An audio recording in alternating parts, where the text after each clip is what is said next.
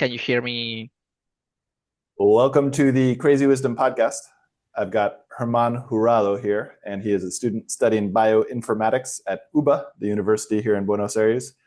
We've done a podcast in Spanish before, but I was thinking we could do one in English because he is studying something so interesting, and I want to learn more about it. And he's also an AI whisperer, so also has some interesting insight into how AI and biology are going to intersect. Welcome to the show.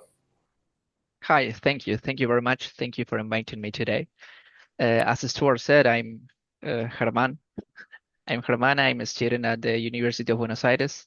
I study bioinformatics and computational biology, and I'm currently at the bioinformatics lab at Institute of Calculus. At calculus, what about calculus? I'm at working at Institute of Calculus at the Hmm, bioinformatics lab. cool. So, what is computational biology? Why do we need it? Computational biology is basically the interface between computer science and biology. It's a more quantitative field of biology, and it's aimed to discover and, for example, new molecules without doing wet lab experiments and only based on in silico experiments and evidence. And why? How much of their overlap? Like, I'm so skeptical of models, but at the same time, models seem really interesting. Why? What is the overlap? Like, how much do we actually know from doing things in silico, and how much does that map onto the wet lab and and not only the wet lab, but like the human body? How much do we know of each of those steps are real? About 70% of them, really. Wow. Okay. Specific. Yeah, we still need a lot of wet lab experiments to validate what we do in silico labs. And so what does that validation process look like? What are the most interesting things? You do all these experiments with the computational. Actually, let's start there. So you build these models of biology, and you need a huge amount of computing power to build these models to model the interactions, and you're modeling them, not simulating them, right? Is that right? We do both things. We sometimes model the interaction, sometimes we simulate with the software all the molecules, for example, or the systems. All the molecules. Okay, so but how do we know with the simulation stuff? How do we know that we're actually simulating the real thing, particularly in biology? Because it's like, I'm just so interested in the subject, and so I'm going to ask a lot of questions because we got this human body. Everybody has these human bodies. We also have like cells, and we study the cells, but we don't like how can we be sure of what we know about the body and the cells? How do we know that that's like the models are specific? It's impossible. We are Impossible. we re Yeah, it's impossible. We rely on our current knowledge Yeah. and understanding of things on all the experimental evidence-based evidence. So we then create a model. We try to modulate the relationships between the variables, and then we use Hmm. that to simulate in the computer any system we want. So it really comes down to the variables. Basically, we know there's a lot of variables, but we don't know how many variables actually influence it. And we're getting better and better at time at figuring it out. And we use experimental evidence to do that. Have you studied the philosophers of science like Popper and Kuhn? Do you go over that in your studies? Not really. No, because they all for the No. listeners and for you, there's this. So we have uh, Karl Popper and we have Thomas Kuhn. And Karl Popper basically came up with the idea that we should all be disagreeing with each other as much as possible because disagreement is the way that honorable disagreement is the way that we can come to the truth because we get another perspective that comes in and questions our work and then tries to verify those elements that we came to independently. And that's how science works and progresses. And then we have Thomas Kuhn, and Thomas Kuhn came up with the idea that we have a scientific paradigm where the current paradigm allows for the current awareness of all the important variables. And any kind of fringe person that comes from the outside and tries to destroy that paradigm won't be successful until the scientists in that paradigm are dead and a new set of scientists come around. And so like the Copernican model is one example. Like there was huge pushback from everyone about the nature of the universe. And then slowly, it became the new paradigm. And then I'm sure there's a bunch of new paradigms that have all come from that. And so it's really interesting about this experimental evidence and how to bring that in. So I've got this body and it's a biological unit. As we discussed, there's a bunch of things going on inside of my body, but we don't know all of the variables that are going on. Like what have you recently learned? Let's go into like what is a foundational piece of evidence that's come out of computational biology that you've been really excited about recently? That we can predict using models, for example, like AlphaFold, Yeah. how the proteins fold. That's very interesting. And that was not possible until DeepMind developed AlphaFold 2 in 2020. And so how do we That know wasn't possible. so what is it? It's predicting the folding, and the folding is important because the folding determines the function of the protein. Exactly. Yes. The And proteins are the most versatile macro biomolecules on our body. They have a lot of functions, uh, hormones, enzymes, transporters, etc. So each of those functions depend on its three-dimensional conformation. uh, and so that's what we're able to do is predict that 3D part. Yeah, from And the amino acid sequence. from the amino acid sequence. Okay. Yeah. Okay, got it. I got it. So we have the amino acid sequence, and that basically that's what builds the protein. That's what the protein is made up of, and then the protein folds. And that's where we were unclear before, and now we're able to predict from the amino acid sequence how the protein will fold. And now, what does that step allow us to do? It allows us to basically model a lot more, right? Yeah, exactly. You could think of a protein as if it was a chain with links, and the amino acids are the links. And Uh, as so, you can fold the chain, and at the same ways, you have a lot of conformations from folding a chain. You have a lot of conformations from folding uh, amino acid sequence. So you have a protein with a three-dimensional conformation and a stable one mm, that derives on its function. So what DeepMind did was uh, use a machine learning model, use basically a modified transformer architecture, transformers neural network, and they modeled how this amino acid sequence could yeah, fold I got it. given a lot of data, from example, from experimental X-ray crystallography and multiple alignment sequence. It's so crazy. Uh, so and now we can model and predict the amino acids and the protein folding. And I imagine that the major importance of this is that we can now build better drugs because we can model more. Oh, wait, well, is that right? And are the drugs related to the protein? Like, what's the relationship between drug discovery and of all of this? And if it's not drug discovery, what else? What else could we do? Yes, the drugs usually bind to proteins, Oh, affecting their 3D conformation and hence their function. So usually most of the drugs attacks or binds to proteins, to these got macro it. biomolecules.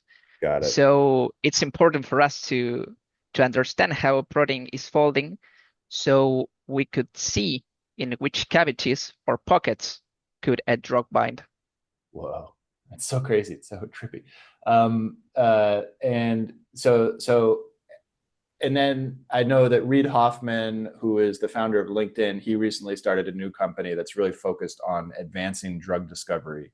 Are there other elements of machine learning that are going into drug discovery that combine with this? Or is this alpha folding, alpha model, or whatever, is that the main thing that's really Now we've got a lot of happening? things going on drug discovery and drug design, uh, more than I can even read every Yeah, day. So yeah. I don't have enough time to read.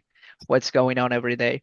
But we have now models that are trying to generate the molecules, generate the drugs, what is called strong binders. So we're trying to generate possible drugs that could specifically bind to a target protein that we have, for example. Can you name the that algorithm again? Strong what? We are trying to create strong binders. Strong binders. Strong binders. So that's not a Yeah. machine learning algorithm. That's another No, piece no, of no. jargon from biology. Strong Yeah. binders. Okay. Research strong binders. Okay. So now we've got amino acids that are the sequence that builds proteins, and then proteins fold, and then the drugs come in and they match into like a key in a socket inside of these proteins. And then what are the technologies? First, I love what you said about you can't keep up with it just within this niche of biology. And we at AI Yeah. Whispers have this other problem that it's just like we can't keep up with it in terms of programming, and we can't keep up with it in terms of art and all of these different things, which comes to my favorite subject, one of my favorite subjects, which to talk about, which is just it's getting so complex for like, if we go through the history of science, we have Newton knew a lot of stuff. Like he was the guy who knew everything about physics, and he talked with Leibniz, and Leibniz also knew a lot. And then, it was possible for these brilliant geniuses to just understand like huge chunks of science. Now, science has advanced to the point where we have to study these little niches. You're studying this niche, and you're getting a really, really good idea of studying this niche. But then how that niche connects with everything else is beyond our ability to understand. And now we have AI, which is not only advancing all of these little niches and advancing all these different things, but is also helping us understand more about these things. But at some point, it just gets too complex, right? It's like it's and where are we headed? Like Yes, what it about does. all these? Yeah, It does. The main approach to solve that problem is interdiscipline, as we talked in our first podcast. In each lab, we have a lot of professionals. Each one is specialized in a certain area. So you can talk, you can interchange information, and that's the way. You can't yeah, know it all, even yeah. even in your own niche, it's impossible. So then you have congresses, you have presentations, you have seminars to talk and to Yeah, it's share information. distributed cognition. It's really distributed cognition, and groups of people. It's something I think a lot about how we can, and this feels like it brings in the role of big science, because all of a sudden, once you had 1920s and 1930s with Rutherford, he found the electron, and then any further advancement in those particle physics required huge laboratories with huge giant machines that cost millions and millions of dollars. And all of a sudden, science went from this lone gentleman, like sort of aristocrat, going and just being eccentric and go studying these things, to all of a sudden it's a thing. It's like you have to go and study Yes. this with a lot of people. Um, what do you think about AI? Is AI giving you leverage to the point where you think that maybe science will return to this sort of lone gentleman aristocrat, given the potency of science, or I'm sorry, given the potency of AI? Do you feel like you're getting more power as in this ability to investigate these things? I think yes. I think the gap is getting bigger. Uh, So we need to incorporate AI into the yeah. high school education, for example. We need people prepared for the future. And let's say we arrive to a super intelligence, not an Mm. AGI, but a very decent reasoning model, for example. And that reasoning model is capable of advancing the scientific knowledge we have now. For example, proposing hypotheses. We need to test those hypotheses, and Yeah. for that, we will need scientists. So scientists are Uh, what are going to be missing in the next 50 years. to keep on going with the scientific progress. That's really interesting. So it'll change the nature of where the scientist fits in, because the scientist used to be responsible for all of it. Why did you say that the Yep. human is really necessary for testing the hypothesis? Can't robots do that as well? Yes, I could, but I think we are too far Yeah. from robots testing the hypothesis. Right now, for example, on wet labs. So what? But why? Why are we too far away from robots testing the hypothesis in wet lab? Is it's too intricate? It's too like too problematic for a robot? Like they don't have the specificity of a human with their fingers, or is it some other thing? Yes, I think we are still far away from the ideal materials to build yes, very competent robots, for example. Uh, Also in terms of energy, we need to supply energy to those robots. Um, they need they also need supervision. So you would need a higher IQ robot, I guess, for example. So it's not that easy right Yeah, now, or and at it's least it won't be easy for the next 30 years, for example. interesting. Okay. And so for in that next 30 years, that's when we really need a bunch of scientists, and not scientists in general, but scientists who really can test hypotheses. There's one question of like how you test hypothesis and going back to the scientific method and understanding what that is. But I had another question about supervision. Yeah, about how, because now I've downloaded Claude MCP servers onto my computer. Have you tried them out yet? No, No. not Okay. really. So basically, it is an agent. It's an agent framework. So I've now got an agent on my computer that goes and does tasks somewhat autonomously. So I type, "Hey, go find this GitHub repo," and then it initializes the tool that will go and find the GitHub. But then it asks for my permission, and I can say go or deny. And then it does a bunch of things afterwards that I have no permission on. But I just gave it general permission. But there's these very categories at which it asks me for permission and then goes out and does its thing. And at one point, it started doing crazy things on my computer because I also gave it access to a tool called What Could Go Wrong, WCGW. And what could go wrong is funny because they call it What Could Go Wrong because it gives Yeah, you access to all the files and everything like that. And so it started going and doing this stuff that I didn't know what it was doing. And it does it in code in ways that I can't understand that you'd probably be better at understanding. And so this idea that there needs to be a human in the loop in order to understand what's going on, it seems really important. I'm doing it sort of like a YOLO, just to discover things. You only live once type of, just to discover the potential of it. But if I were in a business situation or other things, I would be like, oh man, we really need to be a lot more clear and cautious about this. And so it reminds me of how important humans are in the process, but it also reminds me how faulty humans are and how very likely it is that it's probably just going to not be done with that level of human supervision, which I think is like one of the main tail risks of AI is that we just get lazy. And we have the yeah, AI sure. do these Yeah, things. yeah. So what do you think? No, that's true. That's entirely true. I've been coding less each Yeah, day, I think. I've been more like a supervisor and not really coding, not typing on my keyboard. yeah.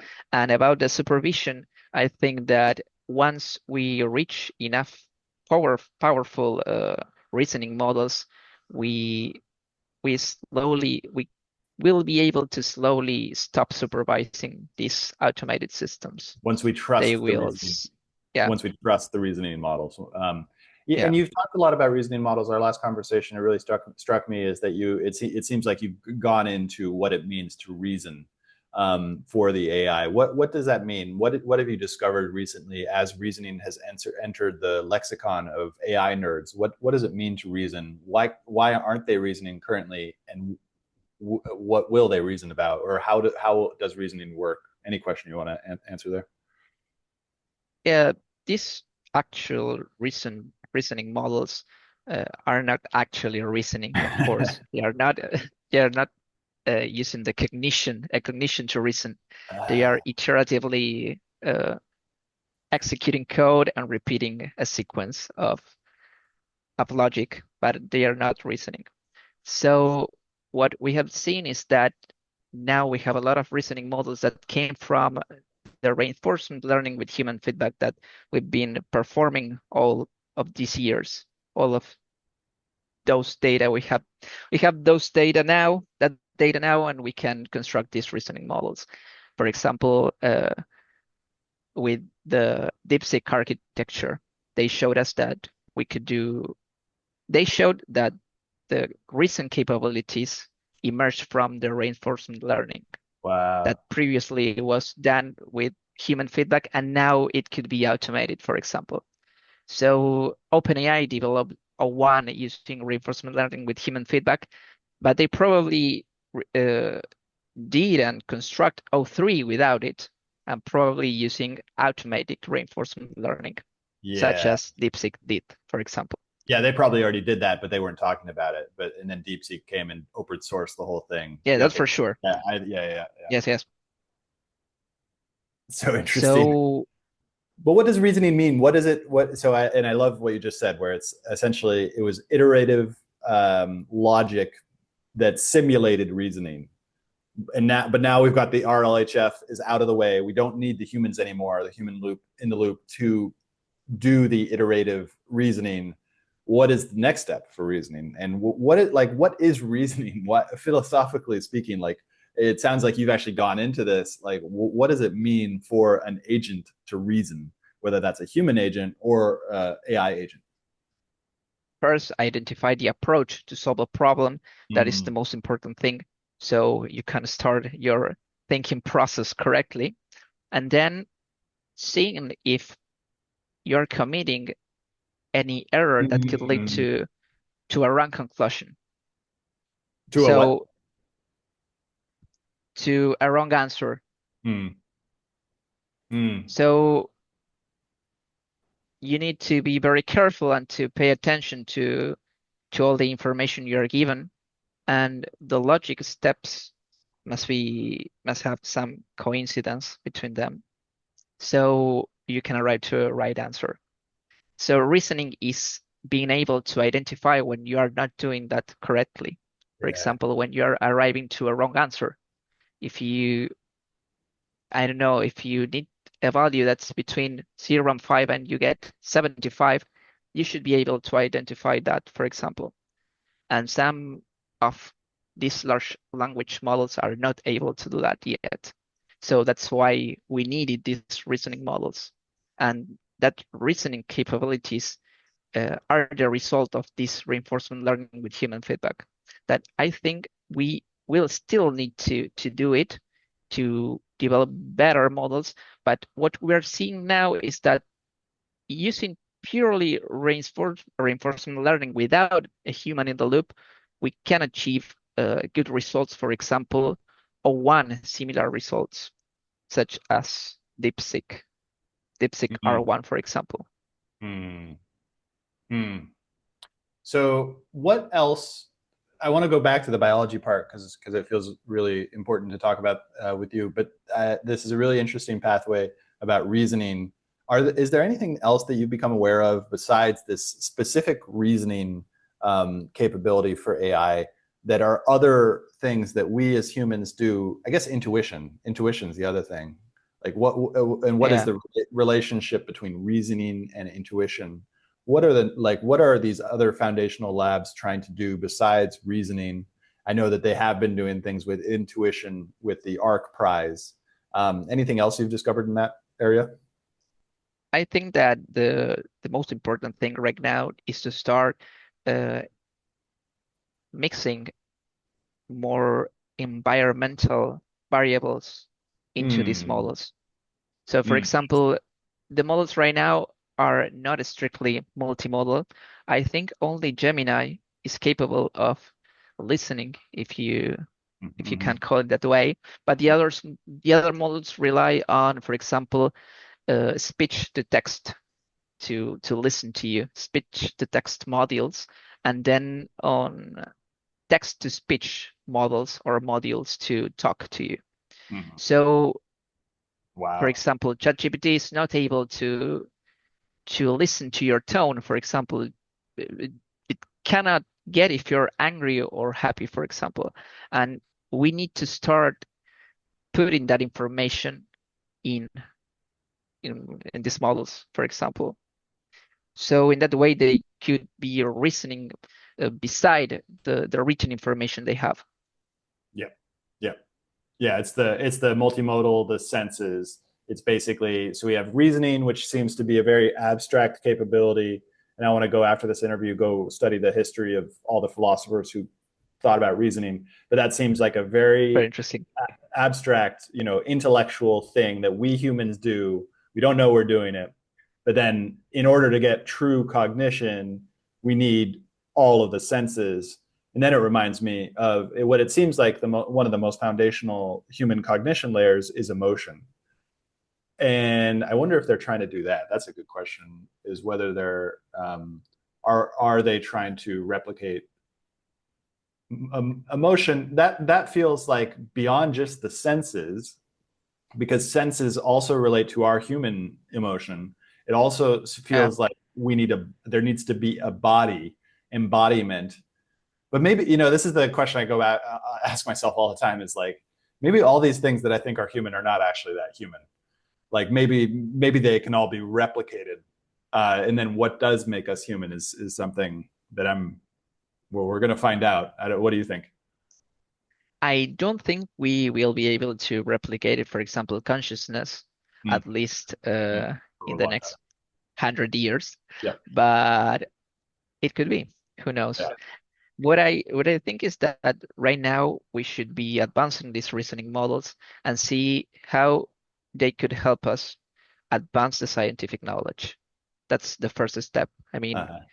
give train them Yeah. as much Interesting. as you can, give all the reinforcement learning with human feedback that's needed, uh, and then we will see. Once these models achieve enough information and formation and reasoning capabilities of all the experts in each field of Wow. science, they will be able to mix that knowledge. They will be basically the interdiscipline Yeah, itself. interesting. I Yeah. mean, now we we as humans could advance faster, but we can't because we don't have complete interdiscipline. So I know some things and other people know others, and we aren't fully connected. Imagine an entity that could connect everything we actually know. So that's where we need to go right now, I think. Yes. Yeah. And it's interesting. It's a little bit scary for me to think about that because I like being the interdisciplinary guy. I like to go into all the different fields and not choose one. And then the AI, that could be better at it for the Yeah, for interdisciplinary, sure. the glue, the connective tissue between disciplines. Yeah, it's so crazy. So we have this interdisciplinary. Let's do it. Let's go into the interdisciplinary for biology. Let's go back into biology. Then there's the question of like chemistry and how chemistry relates to biology. But I want to talk about CRISPR. Um, uh, like, what is CRISPR? I'll give you my, I'm sure, faulty understanding, which is that it's something about the Cas9 gene. They basically figured out a way to interject something into that gene to turn on some sort of healing stem cell mechanism. What's going on there? So we are lucky that we live in a world where all the species come from one original species. So we all share the same like mechanisms. For example, we all share the same biomolecules. We all have RNA, DNA, amino acids, and cells. Maybe different type of cells, but we have cells. So any new technique we could discover from any organism then can be moved and used, for example, in humans. So we could find anything new in bacteria or in any animal and then use it to get better results in our health, for example. So that's the case with uh, CRISPR-Cas9. So that's what we did. We found that mechanism, and we can use it now to do some gene editing, which is crazy. I It's mean, still like crazy, yeah. someone discovered that mechanism, and then other scientists realized that that could be used uh, to perform gene editing. So again, someone discovered it uh, doing basic Yeah. science, basically. They were just trying to understand something, and then other people came and say, "What do you have here?" So show me what you have, and they converted it in a gene editing machine. Wait, So oh, wait. What are those machines? What are the names of those machines that do the gene editing? What are the like the no, businesses the that Cas9 system. the No, Cas9 I'm system? not talking about, yeah. Okay. So Yeah, okay. we've got Yeah, a lot yeah. of protein, but Cas9 is the most famous one. Oh, we have So a lot of proteins that CRISPR can be done on, but Cas9 is the yeah, easiest one. What is are some? the first one, and we've got Cas, I don't know, Cas7. You have all the wide variety of numbers. Yeah, which brings to mind something we talked about before, which is that somebody tweeted this brilliant tweet, which is that uh, having just a number or an identifier for a gene as a single entity separate from everything else that's going on is a confusing way to think about a gene. But it's better to think about it as all the genes coming together and that gives some sort of state for that gene sequence. So it's doing something. And so all the genes combine together to create this like a way to do something, right? What is accurate or inaccurate about that? How do we, what's going on with genes? What are genes? So we are able now to have discrete genes, basically to identify different genes. Uh, So of course they are always interacting, but we also can separate them. mm, And so we can identify, for example, that this gene has this function and this other gene has this other function. So that's also the basics for gene editing. We know which gene does something and which one not. So we know which gene we should get out, for example, or replace, or try to fix. uh, So that's very important. yeah, yeah, it's You- really interesting. Go for it. No, genes are like you could think about them as the minimal unit.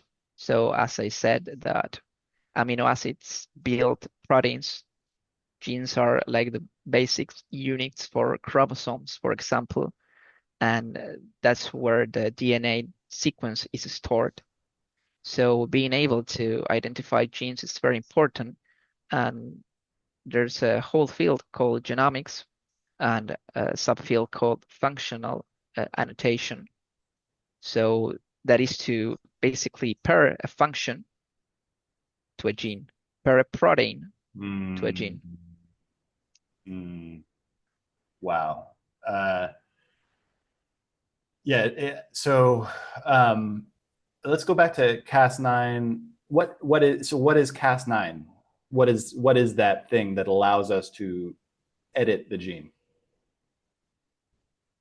It's actually very complicated. Cas9 is a protein itself, but all the system allows, it's very weird. The system is able to recognize a certain sequence, uh, similar to what other molecules do in our body. They are able to recognize a sequence and then cut it.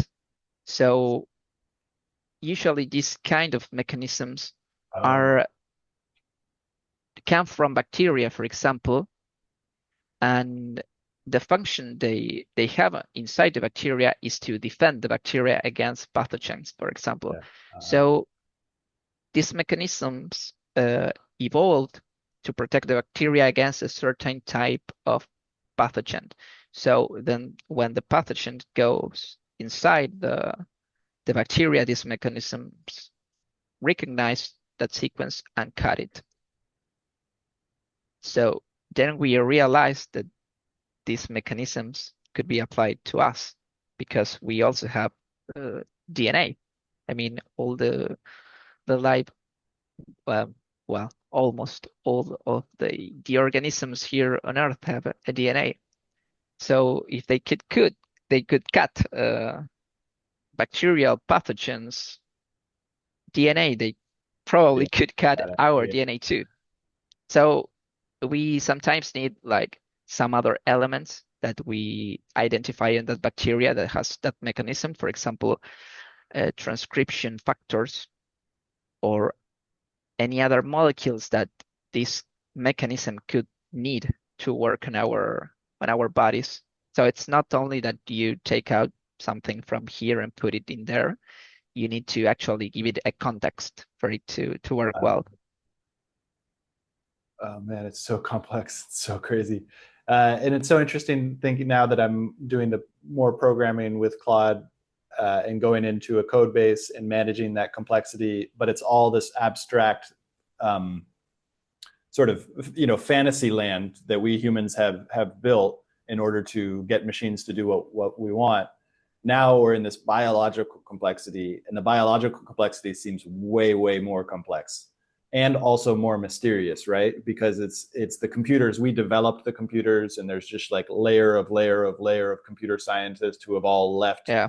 very clear understanding. But with the human body, it's like it's just like, what is going on in the human body, and how much do we know that we don't know? It's so interesting.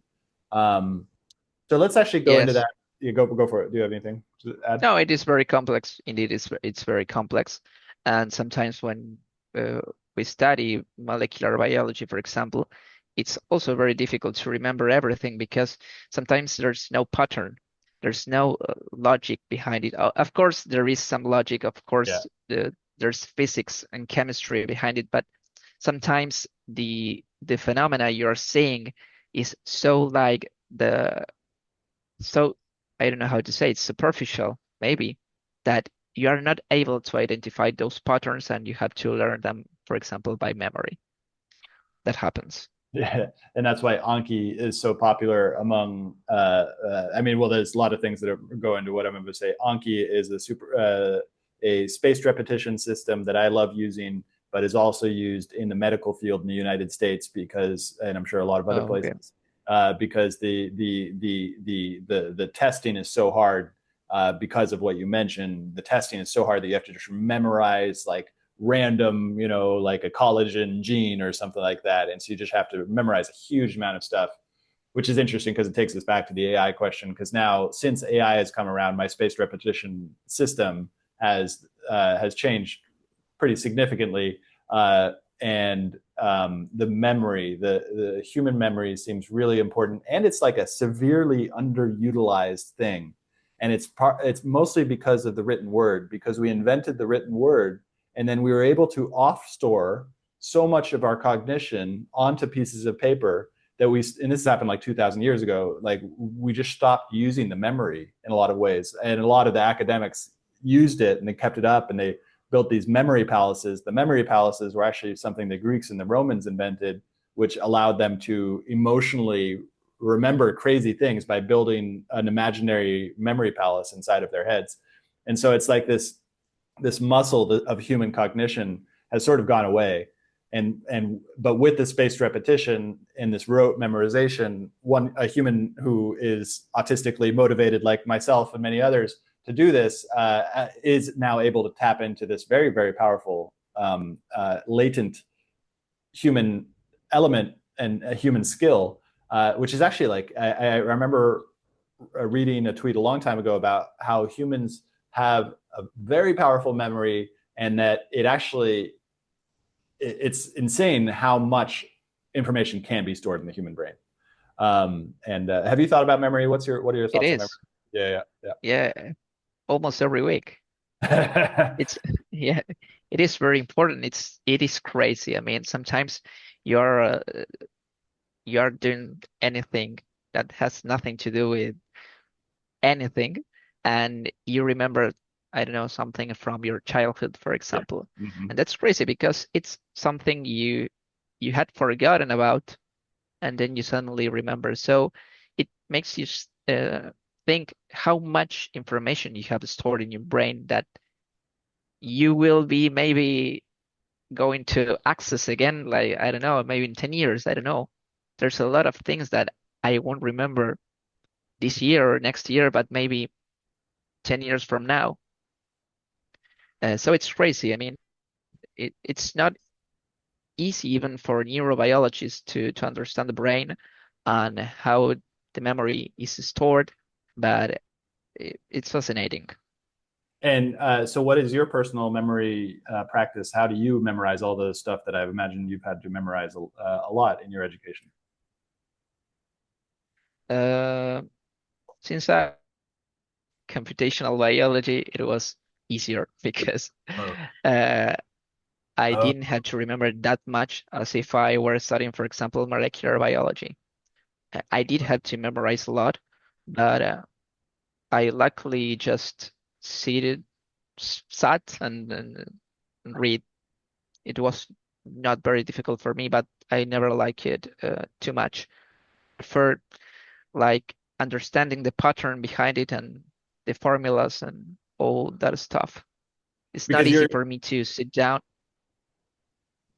It's very complex for me to sit down and read, I don't know, 1,000 pages book and memorize it all.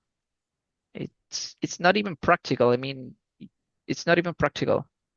If the exam is going to test you on 1,000 pages, it's that is not useful. I it's a mean, shitty if exam. you are working, yeah, if you are in the real life, you don't need to memorize that much. You have the book.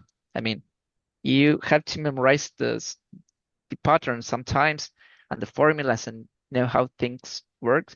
So to be able to grab a book and understand it, but you don't need to memorize that book. So, in computational biology, is it mostly just getting the computer to do it? So it's like a mixture of algorithms and biology, basically. Yes, yes, basically, yes. You need to, at least in my niche, you need to know chemistry very well. But if you are in genomics, you need to know genomics very well, for example, and genetics. But in my particular niche, I need to know a lot of chemistry And and what computer is the niche? science. Can you share what is the niche and why chemistry is important? I'm right now trying to develop a career in drug design and drug discovery. Okay. So it is very important for me to know uh, structural biology, biochemistry, biophysics, and that's Biophysics. why. And of course, computer science. I Okay. really like genomics too, but it's not my strong field right now. Yeah. So interesting. Biophysics is a new one to think about. That's just basically the interactions of molecules or the interactions of all sorts of things. Yeah, you could think about it as the molecules The molecules. interacting with each other. Yeah, and about biological systems. For example, in proteins. So Interesting. proteins involve a lot of biophysics and biochemistry. Like we were talking about with the protein folding, that protein Yeah, folding yeah, is a physical thing you can study. yes. Um, okay, for the last 10 minutes or so, I want to go back to the basic biology and I'll share what I understand about biology and then we'll go from there. So we have a cell, and inside that cell, there's a nucleus, and then there's a whole bunch of other things inside of that cell. That nucleus is where the DNA is, and then the nucleus creates RNA, and then the RNA gets sent to the ribosome, and then the ribosome manufactures proteins. Um, Yeah, is that yeah, right? that's right. Yeah, it's right. And then, so the ribosome manufactures the proteins that build the cell, or do the proteins go outside of the cell to other cells? They do everything you can imagine. Proteins do all the stuff that life needs. So they have a lot of functions. They are transporters, they are enzymes, they are canals, they also offer physical support. they build the cell. So everything, basically And they everything. also go outside the cell and do other things. Does the RNA go outside the cell and do other things as well? Yes, yes, sometimes yes, And what? they do. How does a new cell get born? Sorry, could you repeat? Yeah. How does a new cell get born? How is a new cell created? So we have our one cell that we're started, I think is like a zygote or something like that when we're in the mother's womb, and that cell starts to replicate. How does that replication process work? How does one cell? It's asexual reproduction, right?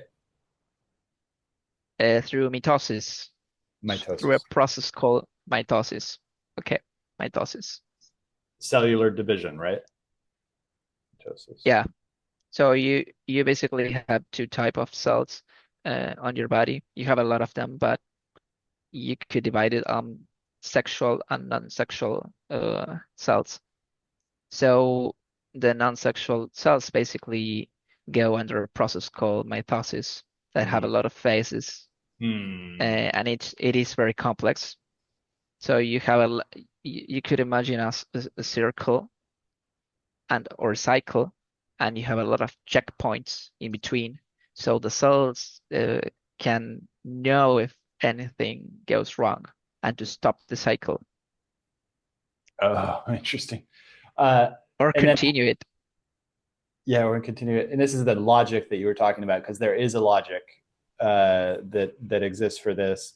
Now, the sexual cells, how do sexual cells work differently than the non-sexual cells? So they have basically half of the number of chromosomes of a Mm. non-sexual cell. Mhm. So when you mix a male and a female sexual cells, they both create a unique cell with the whole chromosomic number.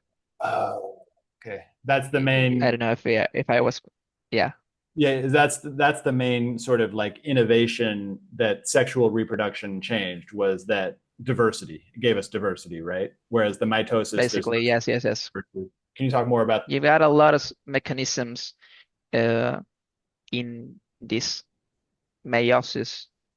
Meiosis is the process Oh, from okay. where you get more new sexual cells, and you have a lot of like ways of combining the chromosomes.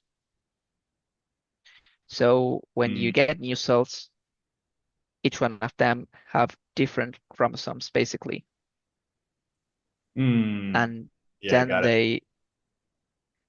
when they mix with another individual cell, you've got a complete new human, different Yeah. to both parents. And so that was evolutionary speaking much better, because all of a sudden we could get diversity, which allows us to be more fit.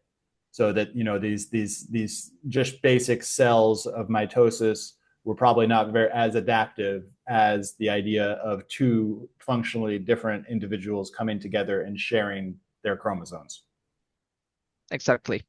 Mm. So we needed more diversity in order to overcome some of the environmental pressure we had. Mhm, mhm, Not mhm. only us, I mean any organism on the earth.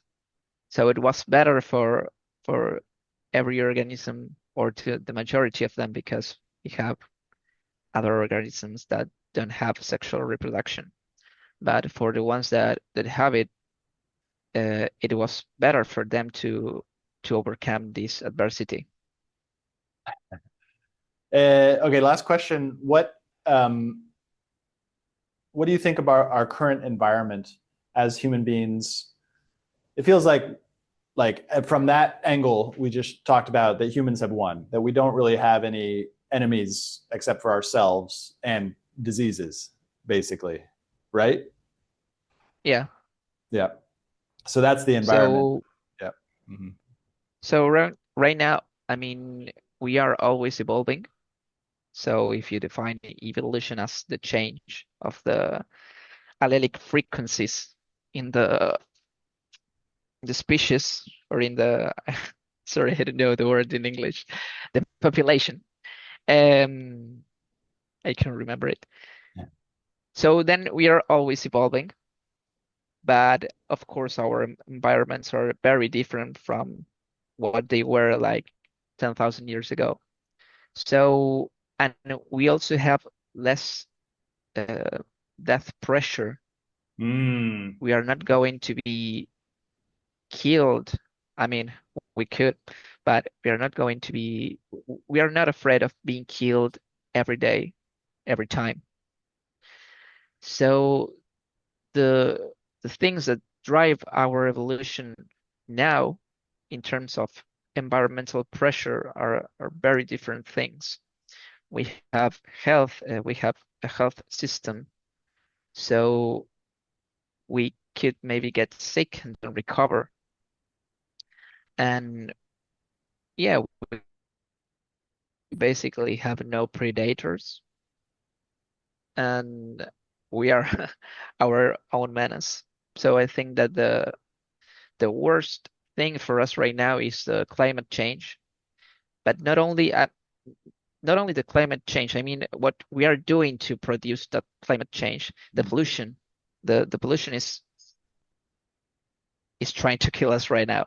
mm, I mean, yeah, of course you can maybe be in a natural disaster, but the pollution that led the contamination on the air that led to that happening is what is already killing us. For example, living in the cities, yeah, yeah. There's just so ultra much, processed food, yeah, so much environmental pollution. sugar on the Yeah, food. I mean, yeah. It's everywhere, and in some ways, it's like the battle's kind of always already been lost if we're considering the battle from the last 100 years. But then again, the technology can offer solutions to a lot of this different stuff as well.